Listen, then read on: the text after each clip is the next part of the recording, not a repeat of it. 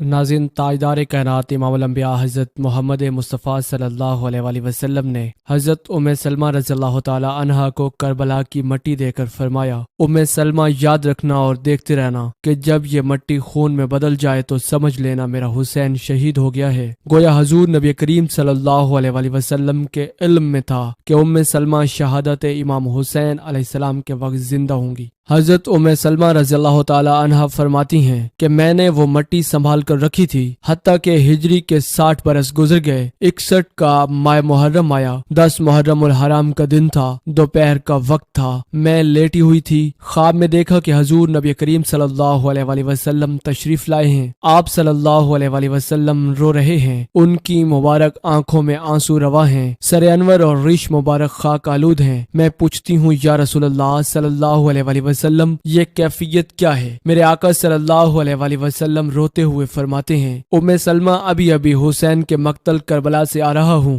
حسین علیہ السلام کی شہادت کا منظر دیکھ کر آیا ہوں۔ ادھر ام سلمہ رضی اللہ تعالی عنہا نے خواب میں حضور نبی کریم صلی اللہ علیہ وآلہ وسلم کی زیارت کی۔ ادھر مکہ معظمہ میں حضرت عبداللہ ابن عباس رضی اللہ تعالی عنہما فرماتے ہیں کہ دوپہر کا وقت تھا، میں لیٹا ہوا تھا، خواب دیکھتا ہوں کہ حضور نبی کریم رؤوف الرحیم صلی اللہ علیہ وآلہ وسلم پریشان حال ہیں۔ آپ صلی اللہ علیہ وآلہ وسلم کے دست مبارک میں ایک شیشی ہے، اس شیشی میں خون ہے۔ میں نے پوچھا کہ یا رسول اللہ صلی اللہ علیہ وآلہ وسلم یہ خون کیسا ہے؟ فرمایا ابن عباس ابھی مقتل حسین سے آیا ہوں، یہ حسین اور اس کے ساتھیوں کا خون ہے، آج سارا دن کربلا میں گزارا، کربلا کے شہیدوں کا خون اس شیشی میں جمع کرتا رہا ہوں۔ ناظرین، میدان کربلا میں نواس رسول جگر گوشہ بطول حضرت امام حسین ابن علی علیہ السلام کی شہادت کے بعد اولاد رسول کو قید کیا گیا۔ نبی کریم رؤوف الرحیم صلی اللہ علیہ وآلہ وسلم کی بیٹیوں کو بے پردہ کر کے کوفہ اور شام کی طرف لے جایا گیا۔ آگے فوج یزید ناچتی ہوئی جا رہی تھی اور پیچھے رسول کائنات کی بیٹیاں قید ہو کر بے یار و مددگار ہو کر جا رہی تھیں۔ فوج یزید کے ہاتھ میں تمام شہیدوں کے کٹے ہوئے سر تھے اور وہاں بغیر سر کے زمین کربلا پر جسم مبارک بکھرے ہوئے تھے۔ ناظرین، تاریخ گواہ ہے کہ بغیر کفن و دفن کے 3 دن تک رسول کائنات صلی اللہ علیہ وآلہ وسلم کے خاندان کے جسم مبارک زمین کربلا پر بکھرے پڑے تھے۔ 13 محرم الحرام سن 61 ہجری کو جب آس پاس کے لوگوں نے یہ معلوم کیا کہ فوج کا پہرا کم ہو گیا ہے، چلو نہر فرات سے پانی بھر کر لاتے ہیں، بنی اسد کی کچھ عورتیں جب نہر فرات سے پانی بھرنے لگیں تو دیکھا کہ میدان کربلا کی زمین پر جسم مبارک بکھرے ہوئے ہیں، کہیں کسی کا بازو، کہیں کسی کا جسم۔ انہوں نے جب اس عالم کو دیکھا تو روتے روتے اپنے مردوں کے پاس پہنچی اور چیخنے پکارنے لگی۔ وہ کہنے لگی، اے رسول اللہ کا کلمہ پڑھنے والو، اس زمین کربلا پر رسول کائنات کا خاندان تھا، شاید یزید کی فاسق و فاجر فوج نے انہیں شہید کر دیا ہے، ان کے جسم مبارک بکھرے ہوئے ہیں، ان کے خیمے جلے ہوئے ہیں، چلو آؤ ان کی تدفین کرتے ہیں۔ ان کے مردوں نے کہا، پاگل ہو گئی ہو کیا؟ دیکھتی نہیں ہو کہ یزید کی فوج نے قتل کیا ہے؟ اگر ہم ان کی تدفین کریں گے تو ایسا نہ ہو کہ یزید ہمارا بھی دشمن بن جائے، چھوڑ دو، کوئی نہ کوئی آئے گا تدفین کر دے گا۔ ان عورتوں نے کہا، تعجب ہے کہ تم اپنے آپ کو مسلمان کہتے ہو، رسول اللہ کا کلمہ پڑھتے ہو اور ان کے نواسوں اور ان کی بیٹیوں کے لیے یہ محبت رکھتے ہو، کیا رسول اللہ صلی اللہ علیہ وآلہ وسلم نے نہیں فرمایا تھا کہ میں اجر رسالت کچھ نہیں مانگتا سوائے اس کے کہ میری آل سے محبت کرو؟ اگر تم نہیں جاتے تو نہ جاؤ، ہم جائیں گے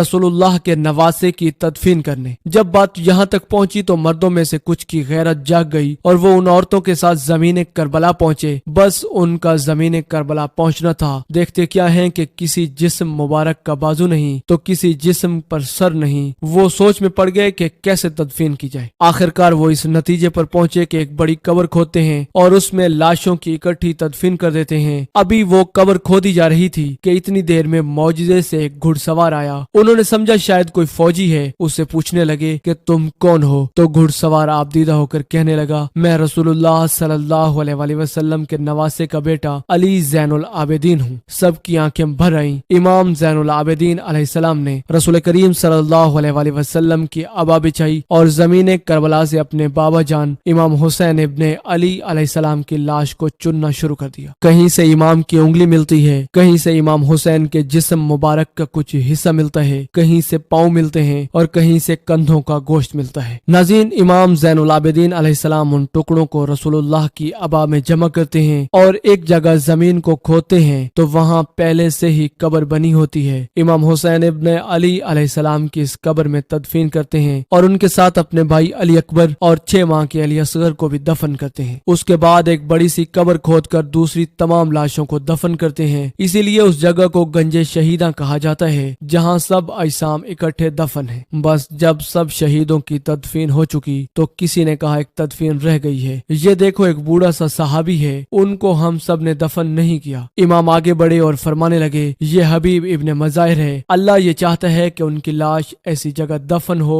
जहाँ जब भी कोई इमाम हुसैन इब्ने अली के पास आए तो उनको सलाम करके आए। नाज़रीन, हजरत हबीब इब्ने मज़ाहिर रज़ियल्लाहु ताला अन्हो का जिक्र मजीद इस वीडियो के आखिर में किया जाएगा। फिर इमाम ज़ैनुल आबिदीन अलैहिस्सलाम ने हजरत हबीब इब्ने मज़ाहिर की तदफीन की। सब जाने लगे तो इमाम सज्जाद ने कहा, रुको, एक तदफीन अभी भी रहती है। सब ने कहा, कुछ नजर नहीं आता। इमाम ज़ैनुल आबिदीन अलैहिस्सलाम ने फरमाया, नहर फुरात की तरफ चलो। जब आगे बढ़े तो एक बाजू नजर आया और आगे बढ़े तो दूसरा बाजू नजर आया। बस थोड़ा आगे चलना था कि जनाब अबुल फजल अब्बास अलमदार अलैहिस्सलाम का जिस्म मुबारक नजर आया। हजरत अब्बास अलैहिस्सलाम को इसी जगह दफन कर दिया जहां वो घोड़े की जिन से जमीन पर आए थे। आज भी कब्र हजरत अब्बास और कब्र इमाम हुसैन इब्ने अली अलैहिस्सलाम एक दूसरे के आमने सामने हैं। नाज़रीन, नवासे रसूल इमाम अली मकाम इमाम हुसैन इब्ने अली और आपके बाकी साथी जो मैदान करबला में शहीद हुए, सबको वहां करीबी गांव के लोगों ने दफन किया और उस कबीले का नाम तारीख में बनु असद के नाम से रकम है। किसी एक फर्द का नाम नहीं मिलता कि फलां ने नमाज जनाजा पढ़ाई। मौरखीन लिखते हैं कि इमाम हुसैन इब्ने अली अलैहिस्सलाम के साथियों में 72 अफराद शहीद हुए। उनके शहीद होने के बाद उस मकाम पर जो बनी असद के लोग रहते थे, उन्होंने मिलकर उन लोगों की तदफीन की। नाज़रीन, इमाम अली मकाम इमाम हुसैन इब्ने अली अलैहिस्सलाम का सर अनवर जो दरबार यजीद में लाया गया, वो कहाँ दफन किया गया, इस सिलसिले में मुख्तलिफ रिवायात हैं, लेकिन मशहूर यही है कि आपका सर मुबारक आपकी वालिदा मायदा हजरत बीबी फातिमा ज़हरा सलामुल्लाह अलैहा और आपके बिरादर हजरत इमाम हसन इब्ने अली अलैहिस्सलाम के पहलू में दफन किया गया। नाज़रीन, आखिर में हुजूर नबी करीम रऊफुर रहीम सल्लल्लाहु अलैहि वसल्लम के बुजुर्ग सहाबी और करबला के ज़ईफ शहीद हजरत हबीब इब्ने मज़ाहिर रज़ियल्लाहु ताला अन्हो का जिक्र करते हैं। हजरत हबीब इब्ने मज़ाहिर असदी कबीले बनु असद से थे।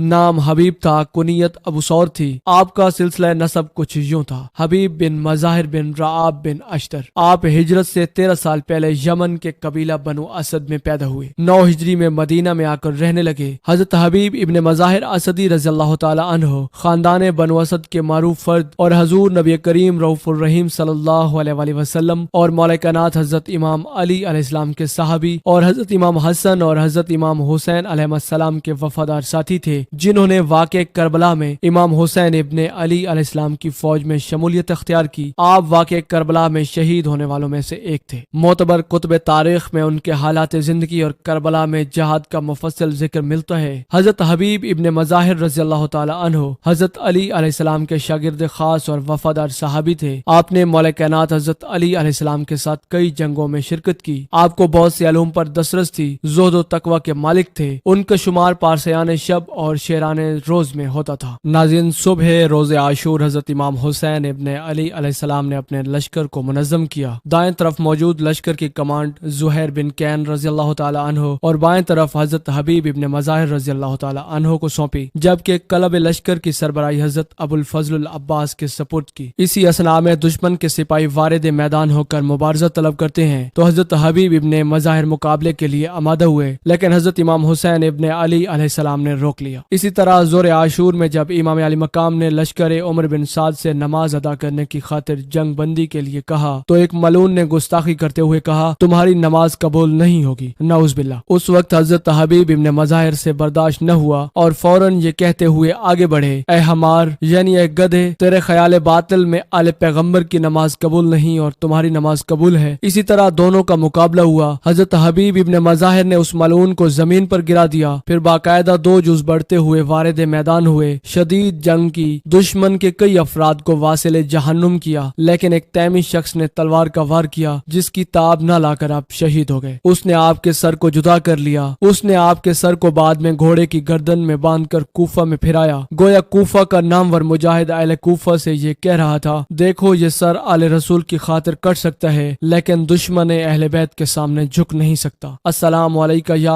हबीब इब्ने मज़ाहिर अल असदी। इस उम्मीद के साथ इजाजत चाहेंगे कि आपको हमारी वीडियो पसंद आई होगी। ملتے ہیں بہت جلد ایک نئی دلچسپ اور علم سے بھرپور ویڈیو میں، تب تک کے لیے اللہ نگہبان۔